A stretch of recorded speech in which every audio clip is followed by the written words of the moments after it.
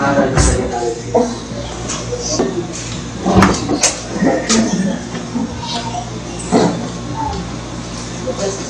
Ngayon po ay pag-aaral natin sa banal na hapunan. At mamaya mayroon po tayong formal na acceptance ng isang miyembro. Ito ay sa katauhan ni Mr. Rose. Ito po ang kakataon na siya po ay makikipagtipan sa Diyos at sa ating lahat. At para din sa kasariwang muli ng ating tipan sa mga ilang taon ng lumipas, baka sakali maalala natin ang ating tipan ay magbaga apoy muli ang ating puso sa ating mga pinangakong pangako sa Diyos sa Iglesia nito. Puso natin ang ating mga Bible sa Matthew chapter 26. Meditation natin ngayong hapon sa Lord's Supper. Matthew chapter 26. Babasahin natin ang verses 20 to 35. Mateo, kabanatang 26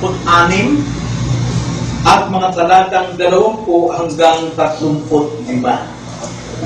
Kung nandyan na po kayo, tayo po ay magbasa. Sa pagsapit ng gabi, pumupo siyang kasalo ng 12 alagad.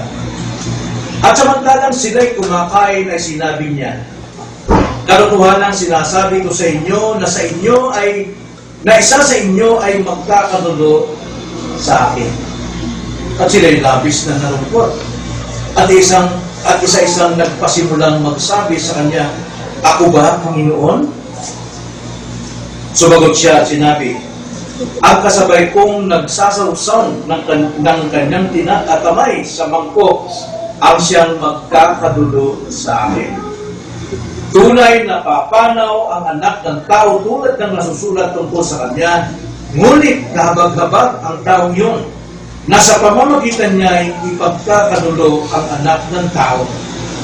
Mabuti pa sana sa taong yun ang hindi na siya ipinanganak." At si Judas na nasa kanya'y nagkadulo ay sumagot at nagsabi, "Hindi ako yun, Rabi." Sinabi niya sa kanya, "Ikaw ang nagsabi."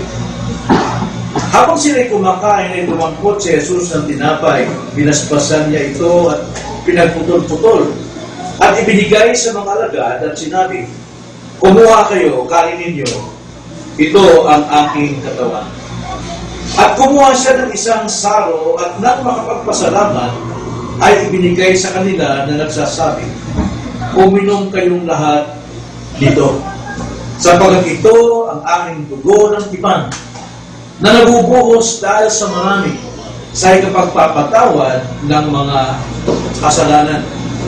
At sinasabi ko sa inyo, mula ngayon ay hindi na ako iinom ng katas ng ubas na ito hanggang sa araw na iyon na iinumin kong panibago na kasalo kayo sa kaharian ng aking Ama."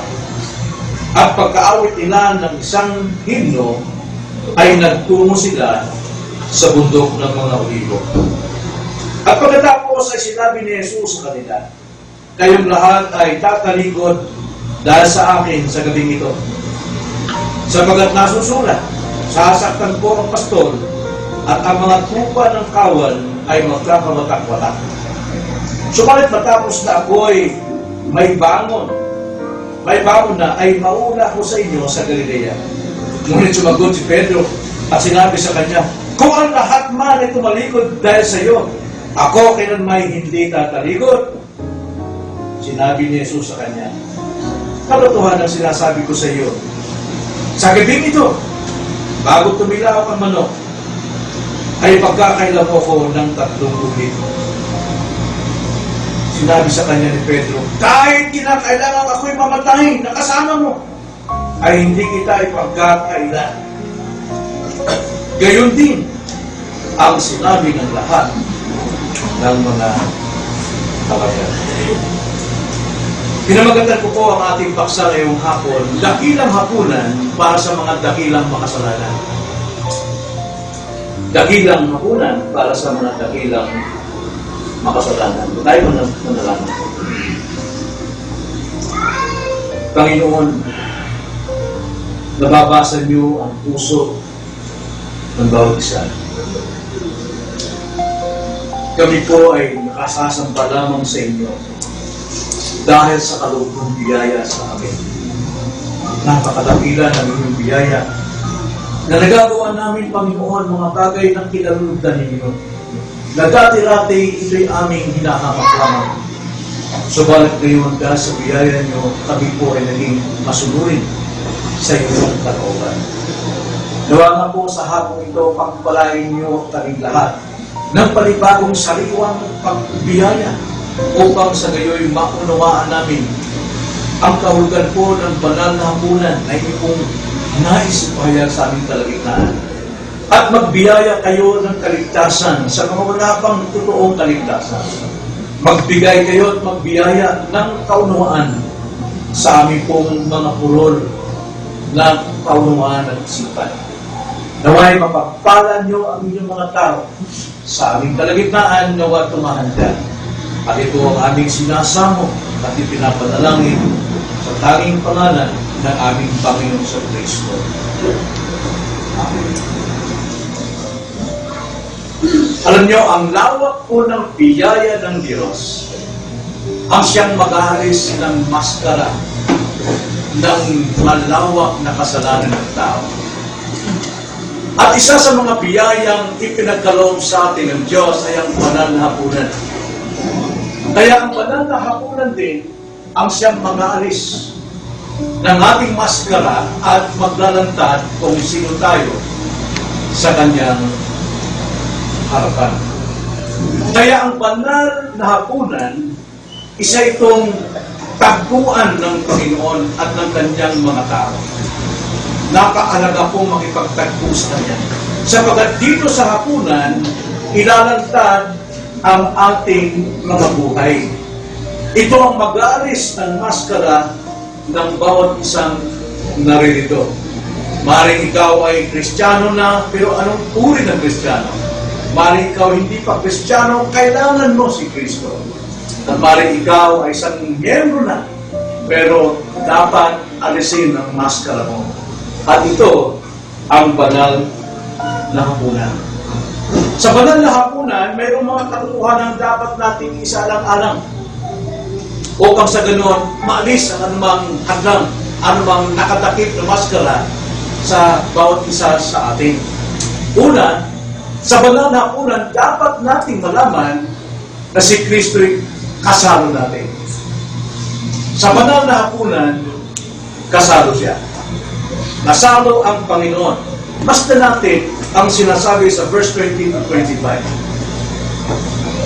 Pagsapit ng gabi, umupo siyang kasalo ng 12. Alaga. At samantalang sila'y kumakain ay sinabi niya, "Katotohanan sinasabi ko sa inyo na isa sa inyo ay magkakanulo sa akin." At sila'y labis na nalungkot. At isa-isang nagpasimulang magsabi sa kanya, "Ako ba, Panginoon?" Sumagot siya at sinabi, "Ang kasabay kong nagsausaw ng kanyang kamay sa mangkok ang siyang magkakanulo sa akin. Tunay, napapanaw ang anak ng tao tulad ng nangsulat tungkol sa kanya, ngunit kahabag-habag ng tao iyon na sa pamamagitan niya ipagkakanulo ang anak ng tao. Mabuti pa sana sa taong iyon ang hindi na siya ipinanganak." At si Judas na sa kanya'y nagkanulo ay sumagot at nagsabi, "Hindi ako yun, Rabbi." Sinabi niya sa kanya, "Ikaw ang nagsabi." Na dito mapapansin natin, unang-una, ang Panginoon ay kasalo ng mga totoong alagad. Hindi sinabi na lahat ng tao pwedeng makasalo sa pananapunan o communion. Pero ang mundo, ang kanyang tinuturo, ang mga reliyon, sino mang tao kailangang makiisa sa komunyon. Pero ang sabi ng Biblia, si Kristo ay kasalo ng totoong mga alagad. Maaaring naniniwala ka at yung turo ng inyong pananampalataya, kahit sino pwedeng magkomunyon. Pero sinasabi ng banal na kasulatan, si Jesus ay nakikisalo lamang sa mga totoong mga alagad. Alam mo kung bakit tinukoy dito na si Kristo ay kasalo ng 12? Tinukoy niya 12. bilang niya ang kanyang mga alagad. Sapagkat sa dinadami-dami ng sumusunod sa kanya, libo-libo ang tagasunod ni Kristo, subalit sila hindi totoong mga alagad.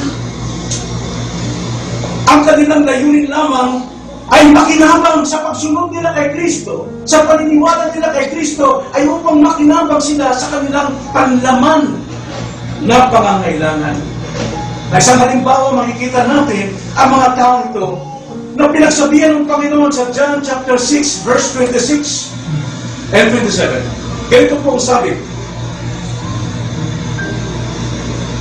Napakaraming sumunod, libo-libo ang gustong maging alagad, nagpatawag na alagad. Well, alam natin, lahat ng mga sumusunod, mga learner kay Christ, either sila ay Kristiyano o hindi, ang tawag dyan ay mga disciples of Christ, mga alagad ni Kristo. Pero ang sabi ng Panginoon, basa ang kanilang puso, verse 26, sinagot sila ni Jesus, katotohanan ang sinasabi ko sa inyo, ako'y inyong hinahanap, hindi dahil sa nakakita kayo ng mga tanda, kundi dahil sa kayo'y kumain ng tinapay at kayo'y nabusog. Kayo sumusunod sa akin, kayo naniniwala sa akin, dahil sa pakinahabang ng inyong pagsunod sa akin, busog ang inyong laman. 27, huwag kayong magsumikap ng dahil sa pagkain nasisira, kundi dahil sa pagkain tumatagal para sa buhay na walang hanggan, na ibibigay sa inyo ng anak ng tao, sapagkat sa kanya inilagay ng Diyos Ama ang kanyang tatak. Huwag niyo lamang basta pagsikapan na kayo makinabang na kayo tawaging mananampalataya o Kristiyano dahil may pabor dyan. Ang sikapin ninyo ay magkaroon kayo ng buhay na walang hanggan. At ang buhay na walang hanggan ay matatagpuan sa persona at gawa lamang ni Kristo. Marami po siyang tagasunod. Gusto nilang maging banto, maging sa ating panahon. Sa panahon ni Kristo, maraming tumatawag, Lord, Lord! Pero sabi niya, sa Mark chapter 6, verse 38, why do you call me Lord, and yet you do not obey what I say? At ang sabi sa Matthew chapter 7, verse 21 to 23, sa panahon yun, maraming tatawag sa akin, Panginoon, Panginoon, ngunit sarado ang langit sa kanila, sapagkat ang tunay na makakapasok lamang ay ang gumagawa sa kalooban ng Ama. At sasabihin nila, Panginoon, kami nangaral sa iyong salita. Kami nagpalayas ng mga demonyo. Kilala kami bilang mga healer. Kilala kami bilang tagapag-pray ng healing and prosperity. Pero sabi ni Jesus Christ, I never knew you. Kailanman sa simula ng inyong sinasabi, hindi ko kayo kilala. Sapagkat kilala ng Panginoon kung sino ang totoong ganyan. So sa dinamit-dami ng mga apostol, disciples na ito, kilala ng Panginoon, alam niyang bilang ng kanyang mga tao. Kaya sabi ng Panginoon, kayo ay sumusunod sa akin dahil may pakinabang kayo sa inyong physical needs. Pero nung magturo ang Panginoon ng totoong aral, nagturo ang Panginoon ng spiritual na message, sapagkat ang kanilang hinahanap ay tinapay. Kaya ng tinapay sa Old Testament na hulog ng Diyos sa langit, kung tawagin ay mana, sila nabubusog. At si Kristo ngayon, siya ay gumagawa ng himala, na gumagawa siya ng tinapay para sa 5,000 o 5,000 tao. Yun ang hinahanap nila. Pero sabi ni Christ, hinahanap mo yung pagkain sigura, pero ako yung tinapay ng buhay. Ang sino ang kumain sa akin at uminom ng aking dugo, kailanman hindi na siya mauuhaw at hindi na siya magugutom. Basahin natin. John 6:58 to 16. Ang sabi ni Jesus Christ, ito ang tinapay na bumabang galing sa langit. Hindi kayo ng tinapay na kinain ng inyong mga ninuno at sila'y namatay. Ang kumakain ng tinapay na ito ay mabubuhay magpakailanman. Sinabi niya ang mga bagay na ito sa sinagoga, samantalang siya'y nagtuturo sa Capernaum. Verse 16, nang ito ay marinig ng marami sa kanyang mga alagad, sila'y nagsabi, mahirap ang pananalitang ito. Sino ang may kayang makinig nito? Nung sabihin ng Panginoon, kayo naghahanap ng tinapay para magbusog ang iyong sikura, hindi kayo maliligtas dyan. Mamamatay din kayo.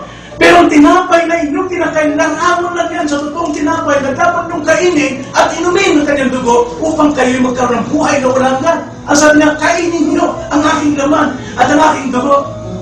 Pero alam natin yun ay pananalitang paglalarawan tungkol sa kanya. Sino bang sumampalataya sa aking persona at sumampalataya sa pagdanat ng dugo ko sa krus, siya ay maliligtas. Yung sabi ng mga tao sa libo-libo, sino makakatanggap ng aral na ito? Grabe yan! Kaya sabi sa verse 16, nang marinig nila ito, sila ay nagtanong. Tingnan sa verse 66. Dahil dito, marami sa kanyang mga alagad tumalikod at hindi na sumama sa kanya. Many of his followers, many of his disciples, so many, sila po ay tumalikod dahil hindi kayang tanggapin ang aral. Tulad ngayon, laganap ngayon, nasa tao ang desisyon para maligtas. Pero ang sabi ng aral ng Biblia, ang Diyos ang magliligtas at walang bahagi ang silbang tao. Masabihin ba, maraming aral yan. Ang sabi ng turo ngayon sa iba, kailangan ikaw sumampalataya upang ikay mapabilang sa mga hinila. Pero sabi ng Biblia, Ephesians 1:4, ang Diyos ay pumili na ng kanyang hinilang wala pang sanlibutan before the foundation of the world. Kung klase yan, may pinili ang Diyos. Hindi kaya yan. Mas gusto nila yung aral na ang tao na bibigyan ng kasiyahan imbis na ang Diyos mabigyan ng kapurihan pagdating sa kaligtasan. So many disciples, pero tumalikod silang lahat. May naiwan ba? Mayroon bang naiwan ng mga disciples? Mga followers ni Jesus Christ? Mayroon. Basahin natin sa verse 67 to 70. Ganito po ang sabi. 67 to 70. Ito ang sabi ng Panginoon. Kaya't sinabi ni Jesus sa 12, the true disciples, ibig din ba ninyong umalis? Gusto nyo rin bang tumalikod? Gaya ng napakarami. Kasi ang gusto nilang mensahe, jump for joy. Ang gusto nilang mga serbisyo sa kanilang iglesia, lundagan, tawanan, hiyawan, awitan. At hindi nila natutuon ang kanilang isipan sa totoong doktrina na sinasabi ng banal na kasulatan.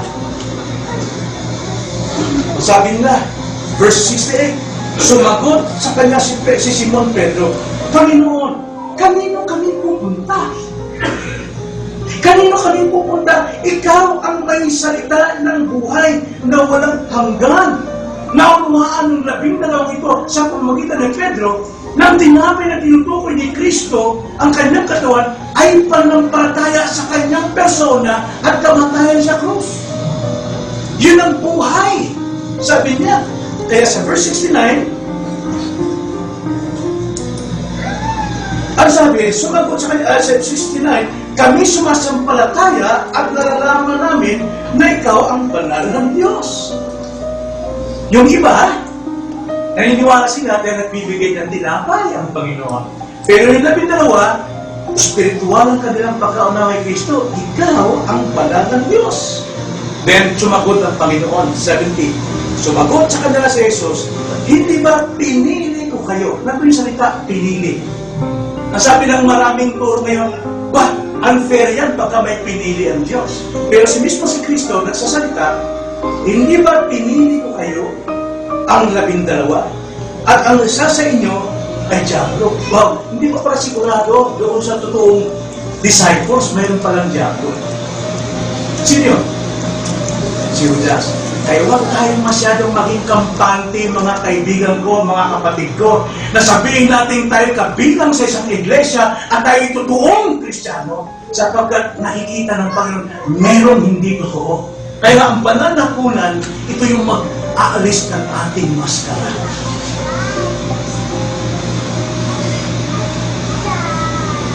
Kaya sa banal na hapunan, may pagsusuri. Punta kayo sa komunyon ng iba. May pagsusuri ba doon? Hindi na tinatanong, ilan ang asawa mo? Ilan ang kabit mo? Ilan ang mga anak mo sa labas? Hindi tinatanong, ilan ang patay mo? Ilan ang pinagnakawan mo? Nambis ka na bilang mo? Hindi tinatanong doon. Hindi sinusuri. Basta, welcome ang lahat. Pero sabi sa Biblia, kilala niya. Ang 12, isa rito ay Santiago. Kaya nga, sa pananahunan, ito yung time na tayo magsuri. Mas maganda ng ginagawa ito once a month lamang. Sapagkat sa buong isang buwan nating paglalakbay, akala natin namumuhay tayo ng tama, pero pagdating sa pananahunan, yung time ng pagsusuri ng ating sarili. Tingnan sa Matthew 26:21 sa ating text.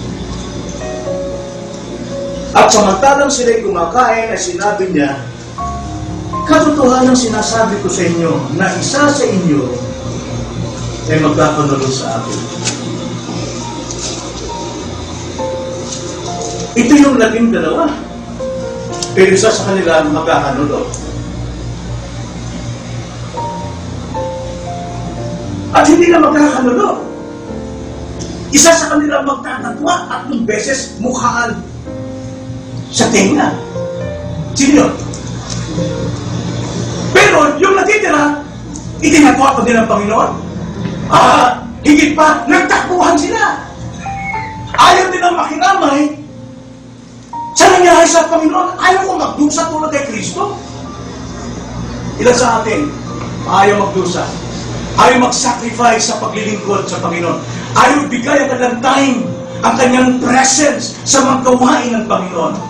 Huwag mo sabihin hindi ka nagtatatwa.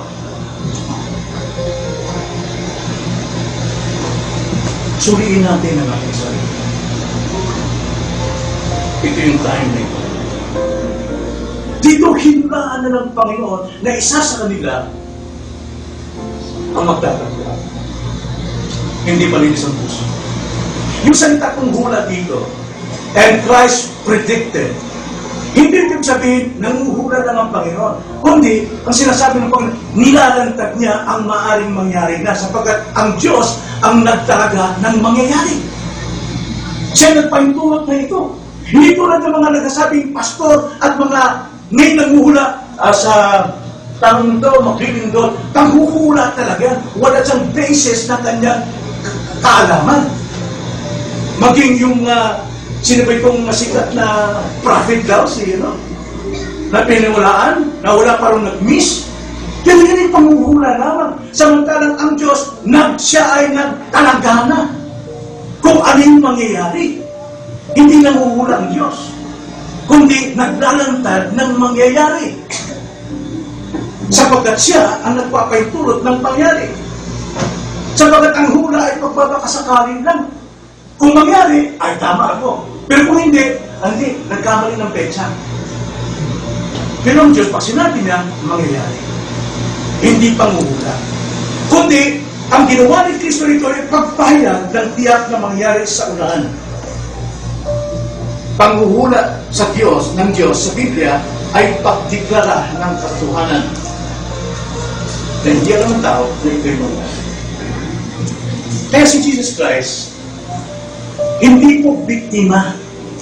Gaya ng sabi nila, si Christ ay biktima ng masamang tao kaya siya natakot. No, itinakda na ng Panginoon ang kanyang, itinakda ng Diyos ang kamatay ni Kristo.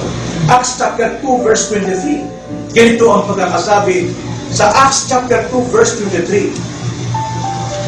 Siya, Jesus Christ, at tinutukoy ito, na ibinigay sa takdang pasya at paunang kaalaman ng Diyos. Nakita nyo? Pasya at paunang kaalaman ng Diyos. Sa inyo ay inyong ipinako sa krus at pinatay sa pamamagitan ng kamay ng mga makasalanan. Yung pong kamatayan ni Kristo, hindi po ito aksidente o nagkataon o nahula, kundi ito'y nasa kapasyahan ng Diyos na ito'y kanyang inihayag na mangyayari. Siguro sasabihin naman, ay di mo na po ang kasalanan yung mga pumatay sa kanya dahil nakatakda na eh. Pero ang sabi dyan, Pag mabasahin, ipinato sa krus at pinatay sa pamamagitan ng kamay ng mga makasalanan. Mayroon ding responsibility ang sinumang tao. Now, tingnan natin si Christ dito yung pinaratangan, hindi naman totoo, pero tinuloy pa rin nila. Pinatay pa rin nila, ipinato pa rin nila. Dahil ang nagpudyok sa mga tao ay kasalanan. Kaya ang kasalanan pumapatayan ng relasyon sa Diyos.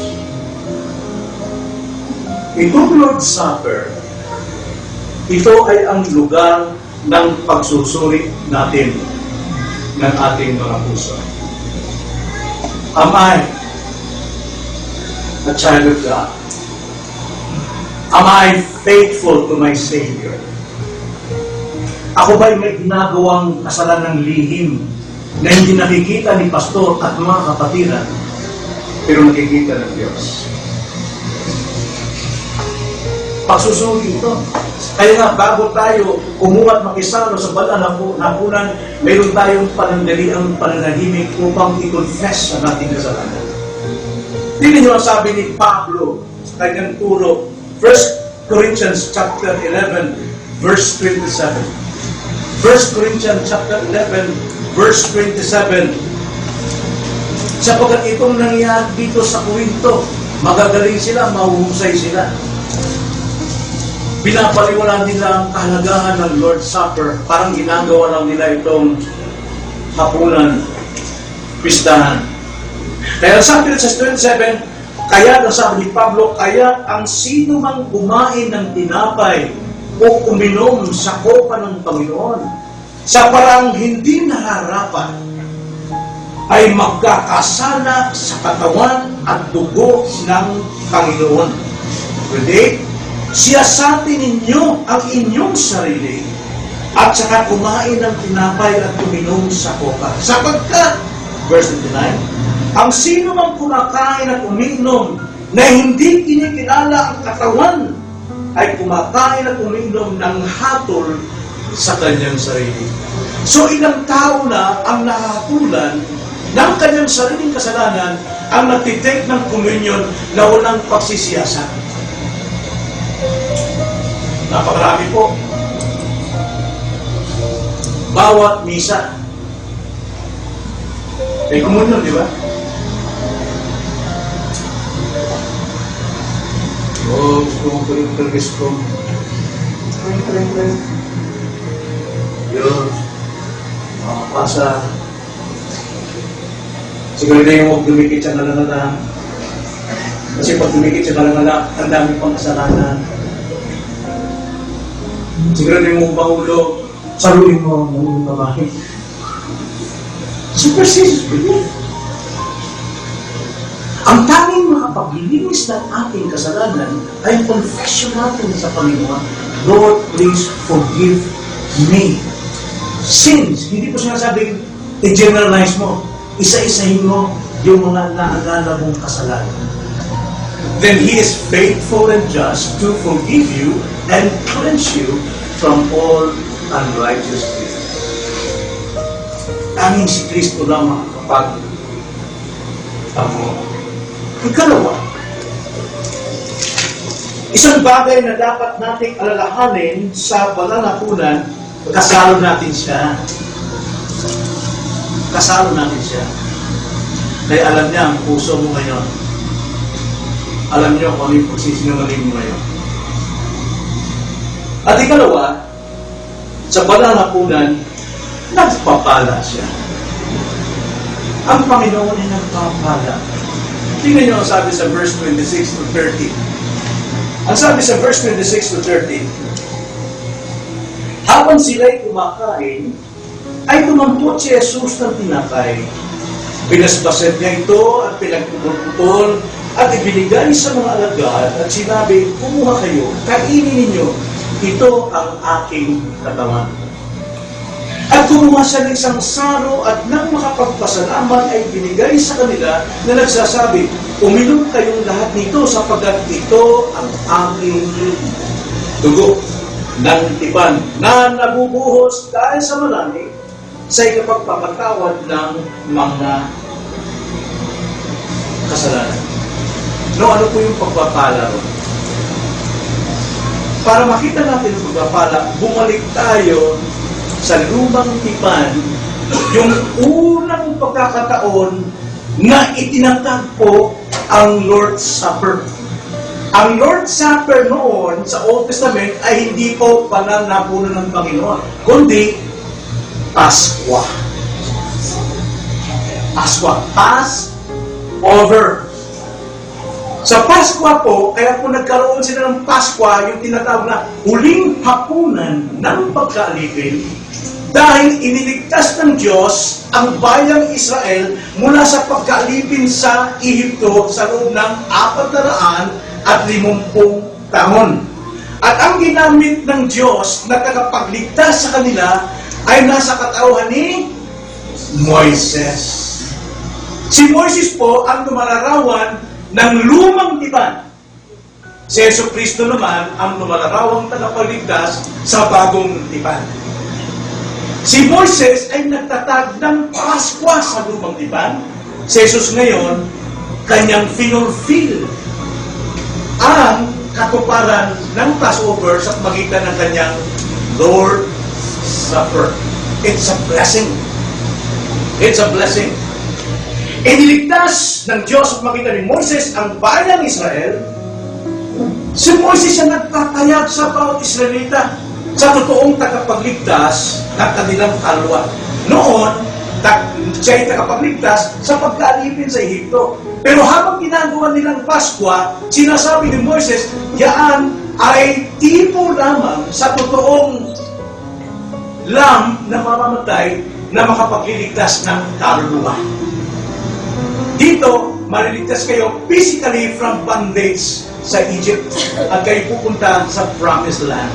Kaya, ang sabi ni Moises, kumuha kayo ng isang tupa, malinis na tupa, walang kapintasan, at inyo itong patayin, at ang dugo ng tupang ito ay inyong ipapalit sa bawat hamba ng pintuan, sa bawat pintuan, at ang laman nito ay inyong lulutuin at inyong kainin. Inyong kainin. Ngayon, kung kayo nakakain na, paniwalain ninyo na ang dugo ay inyong ipahid sa damba upang pagdating ng anghel ng kamatayan, lalakpasan kayo sapagkat makikita ang dugo ng tupa. Lahat ng panganay sa Ehipto, lahat ng panganay na hiwalay sa bahay na may dugo, mamamatay. Magkahiwalay yung dugo at yung laman ng tupa. Si Kristo ang tinapay. Ang kanyang katawan ay ang tinapay. Ito yung katawan noong tupa sa lumang tipan. Na sino mang kumain. Pero sa panahon natin, sino mang sumampalataya sa kanyang persona, ang kanyang pagkadiyos. At sino mang magpasailalim sa dugo ng kanyang kamatayan sa krus, lalagpas sa kanya ang anghel ng kamatayan. Kaya doon pa naman sa banal na hapunan, it's a blessing. Nagpala ang Panginoon sapagkat yung paniniwala ng mga Israelita na tumitingin sa darating na kordero ng Diyos na mag-aalis ng kasalanan ay tinupad ni Kristo. Kaya yung 12 ito, nakita nila si Kristo ang katuparan. Kaya sabi niya, kumain kayo ng tinapay na ito ang aking katawan. Uminom kayo ng kupang ito ang aking dugo na nabubuhos para sa marami. So si Jesus ang katuparan ng Passover. Hindi lang nila kailangan maghanap ng mga kupa para kainin nila o lutuin nila o patayin nila sa gabi yun. Sapagkat mismong kaharap nila, siya yung papatayin. Siya yung magdadangat ng dugo. Yun yung huling gabi na kailangan nilang sampalatayanan o paniwalaan. Kay Moises, huling gabi, madaliin ninyong pagkain upang kayo'y makatakas sa iyo. Kaya nga si Jesus mismo, sa kanyang sarili, ay pagpapala sa lahat ng kanyang alagad. Hebrews chapter 10, verse 7 to 10. Ganito ang sabi ni Kristo bilang katuparan sa Old Testament Passover.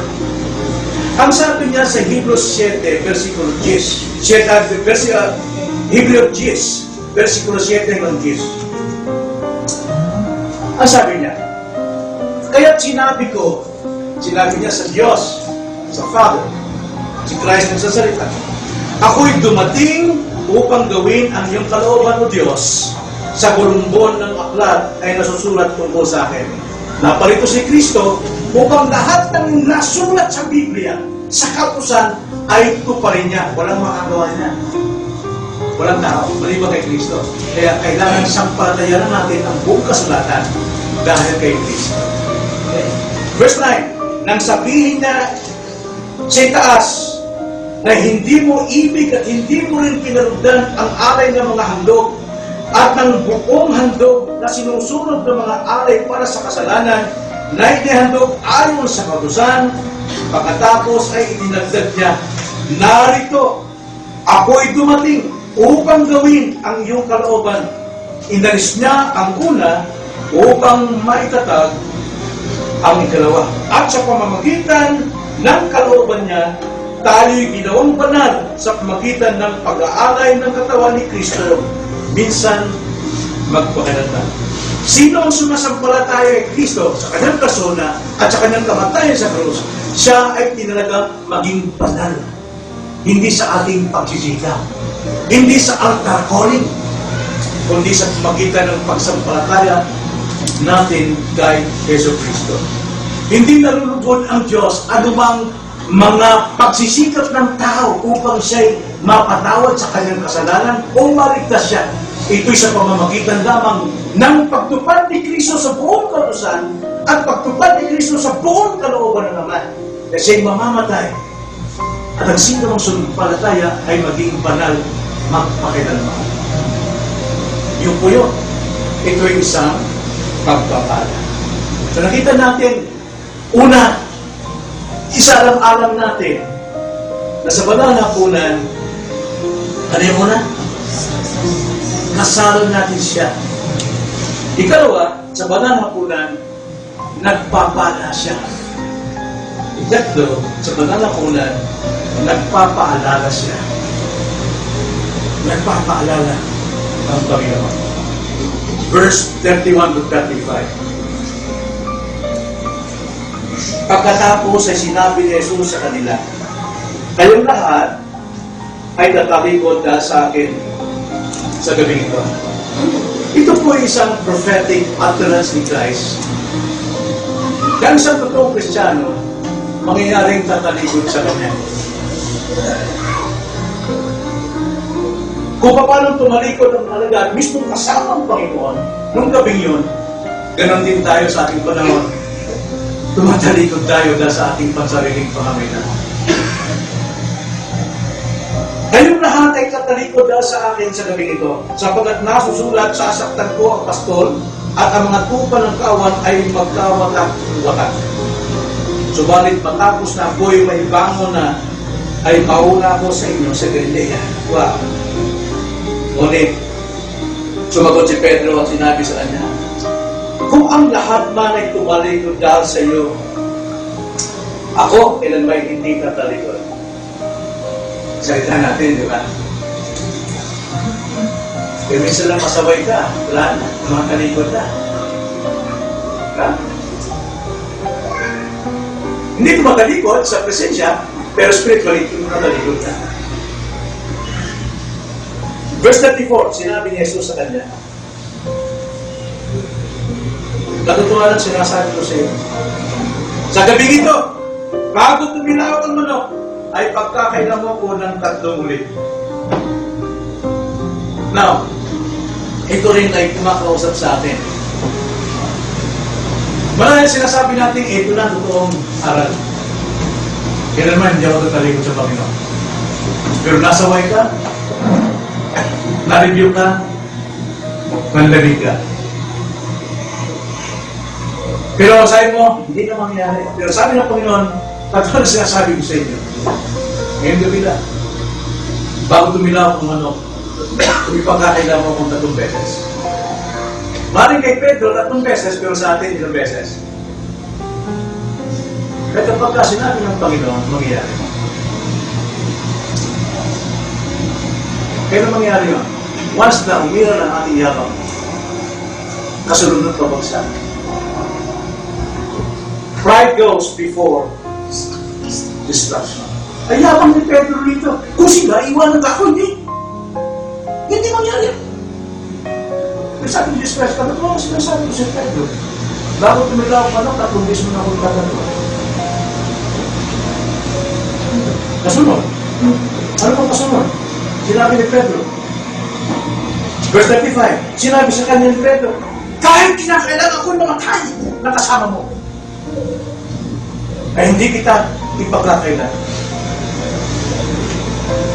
To make it fair, na parang si Pedro na ang ating pagbibilangan, hindi pa tapos yung talata eh. Ang sabi nun, gayon din ang sinabi ng lahat ng mga talagay. Huwag po tayo magmayabang na kaya natin tumayo sa ating sarili. Huwag tayo magmayabang na tayo may matibay na pananampalataya. At kaya itong hapunan ko, inilalanta ng aming masara. Sapagkat walang matibay sa kanyang sarili, malibang ang Diyos, ang biyay ng Diyos, ang sumasakay. Malibang ang Diyos. Kaya nga, itong ikatlong dapat nating alalahanin sa pananapunan, ang Diyos ay nagpapaalala sa atin. Alam ni Jesus na lahat ay tatalikod sa Kanya. Dito pa lamang sa John, nakita niyang libo-libo mga taong tagasunod sa Kanya. O ako halimbawa, libo-libong tagasunod sa akin, nagpupuri sa akin, sarap siguro. Magpapadyaryo na ako. Magpapadyaryo, wow, kita mo naman mga followers ko. They believe in me and they praise me. In Jesus' name. Pastor Boy, kung ikaw ay pinipraise ng mga tao, Satanas ang nagpipraise sa iyo. Dahil ang papuri ay para sa Diyos lang. Pero mga tao rito, ganun ang ginawa kay Christ. Pero sabi ni Christ, naghahanap kayo, hindi na sa aking tanda, kundi kayo nagusog na tinapay. Pero sabi ng Panginoon, sa John 2, verse 24 to 25, John chapter 2, verse 24 to 25, subalit, hindi pinagkatiwala ni Jesus ang kanyang sarili sa kanila sapagkat kilala niya ang lahat ng mga tao. People are so fragile. Madali pong matisod. 25, at hindi niya kailangan ang sino man upang magpagtotoo tungkol sa tao, sapagkat alam niya ang isinasaloob ng tao. Alam niyo, lambot ng ating pong balate. Konting sugat lang, bagsak na tayo because of our pride. Alam ng Panginoon niya. Hindi natatago sa Panginoon na someday, somehow, ipagkakailan mong Panginoon.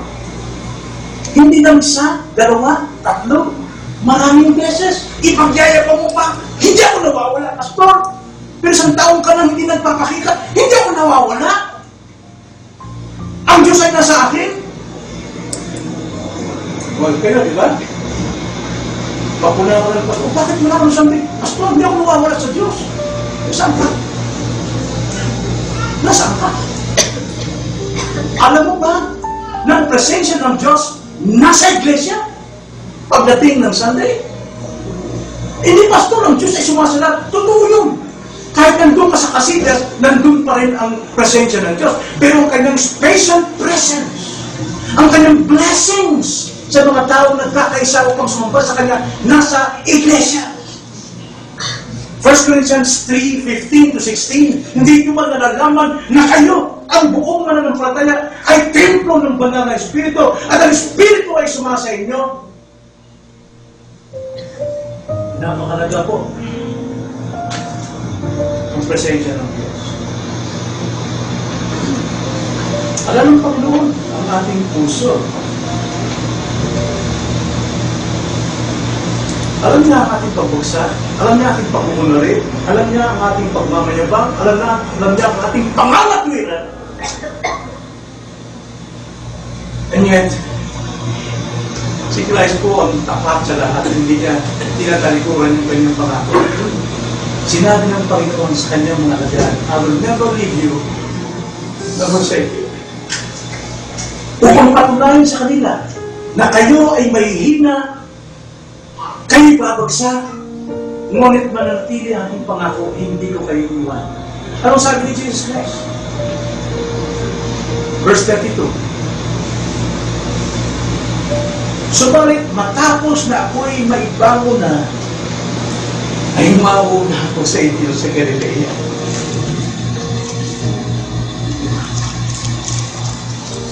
Makabiyaya, di ba?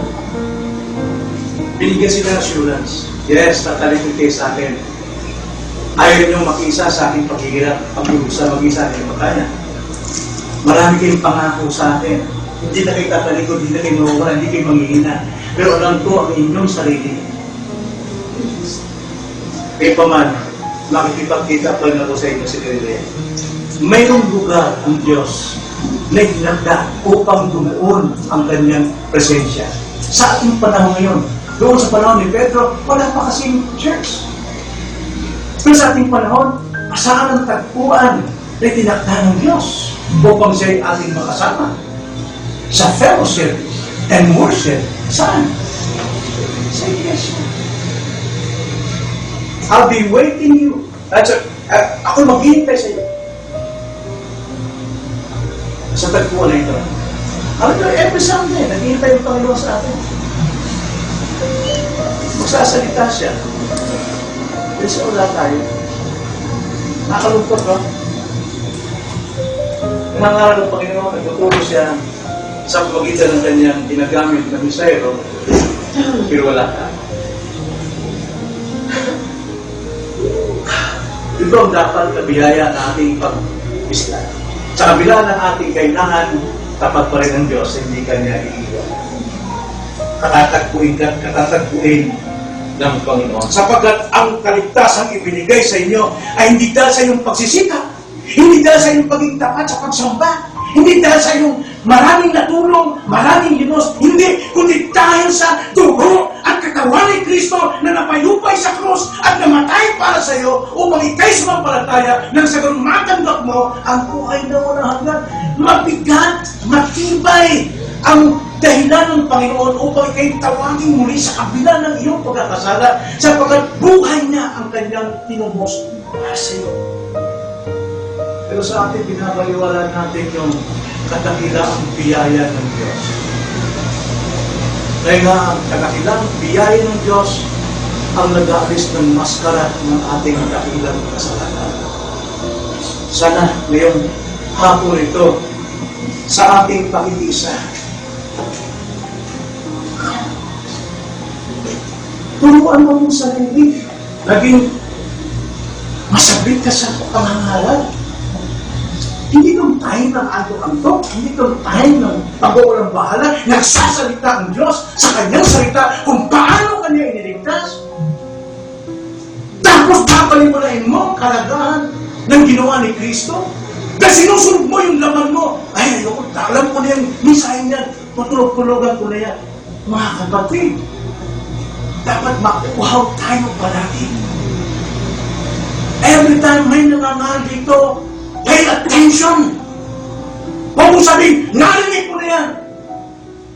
Sapagkat kung yan ang sabi natin, yan pa rin at yan pa rin ang marinig mo habang buhay na nanarito ka. Kung paano namatay si Kristo sa iyo at kung paano ka dapat mag-response sa kamatayang ginawa niya para sa iyo. Kung sabihin, marami ka na alam. Sapagkat sino sa dito nagsasabi yung alam, wala pa tayong alam. Sapagkat yung kaalaman na ating tinataglay, yun yung magpapatibay ng ating buhay pananampalataya. Kung lalamya-lamya ka, walang ganas pa gining ka, hindi ka lumalalo. Maring intellectually, marami kang salita sa iyong bibig. Marami kang makapaliwanag, pero wala sa buhay. Banal na hapunan, magsisiyasan ng ating totoong kalagayan, ng ating kaluluwa. At hamon ko sa inyo, mga kapatid, mga kaibigan na rin ito, ang hamon ko sa unang-una, kailangan mapasama ka sa gawain banal na hapunan.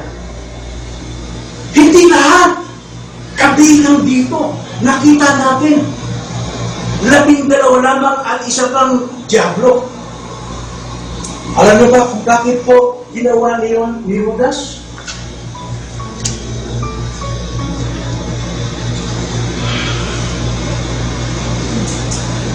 Si Judas po,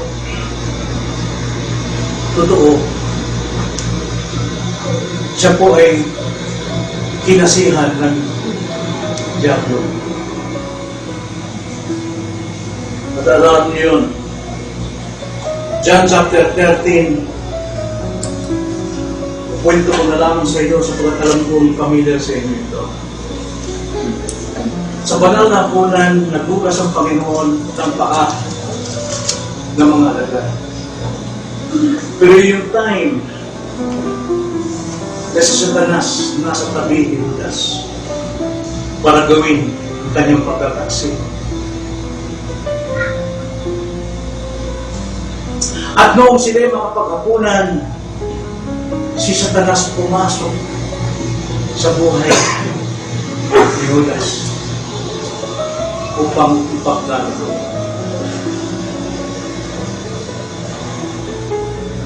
Tandaan natin mga kapatid, may mga Kristiyanong sinasabihan ni Satanas. Sana mo mangyari sa akin ito?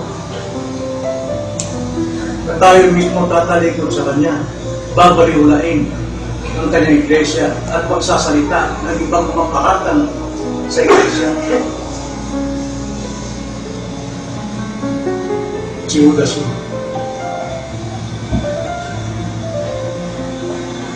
Kaya panyaya ko sa inyo mga kapatid, mga kaibigan na rin ito, kailangan mapasama ka sa banal na hapunan. Ito ang tagpuan itinagda ng Diyos sa iglesia. Ang sabi ng Panginoon, sa tuwing gagawin niyo ito bilang pag-aalaala sa akin.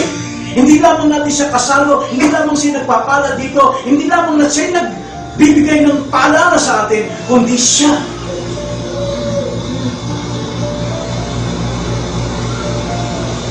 ang gumawa ng salitang tagpuan.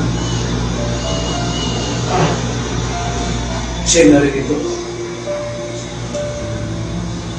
Kaya ang banal na hapunan ay isang banal na fellowship sa mga kapatid at banal na fellowship ng mga kapatid sa Panginoon. Saan man may dalawa, tatlong nagkakatipon dahil sa kanyang pangalan sa inasa ating kalagitnaan. Kaya mga kapatid, bago ka mapasama dito sa banal na hapunan, tiyakin mong ikaw ay nagsuko na ng iyong buhay kay Kristo. Siya na ang iyong tagapagligtas. Hindi dahil sa ikaw nagsika, kundi ang Diyos ang siyang gumawa sa iyo ng himala ng kaligtasan. Ipinanganak ang muli. At dahil doon, ikaw ay sumasampalataya sa tamang pananampalataya. Kaligtasan, walang bahagi ang tao. Pero ang bahagi ng tao ay ang gagawin mo sa nagawa na ng Diyos. Yun ang ating bahagi. Ginawa na ng Diyos ang lahat. Ano ngayon ang iyong gagawin sa ginawa na ng Diyos? Karamihan ng turo ngayon, kaya dapat may gawin ka upang ligtas ka ng Diyos. Hindi ka ba, hindi pa kabilang? Sa banal na hapunan, umaring kabilang ka noon, pero walang pagsisiyasat ng iyong sarili. Totoo ka ba talagang alagad ng Panginoon?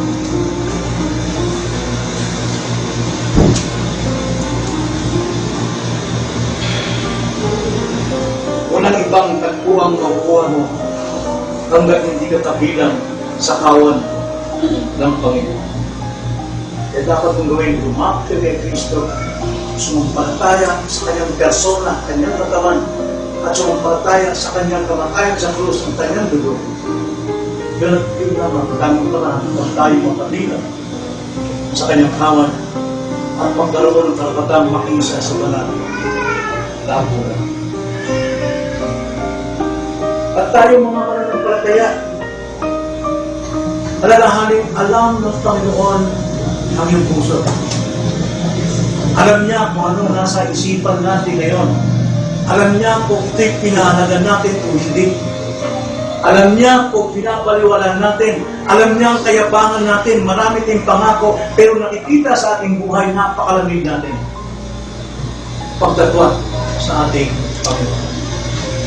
Eh bago ka makibahagi sa banal na punan, sinabi ng Panginoon sa kanyang mga alagay, ipayag ninyo ang inyong mga kasalanan. Mga kasalanan. At dapat yung tunanay kalipatawarin at niligisin sa lahat ng iyong kalikuan. Narito ngayon si Jesus naghihintay. Kasabi mo siya sa iyong puso. Payag mo ang iyong kasalanan. Tayo mo na.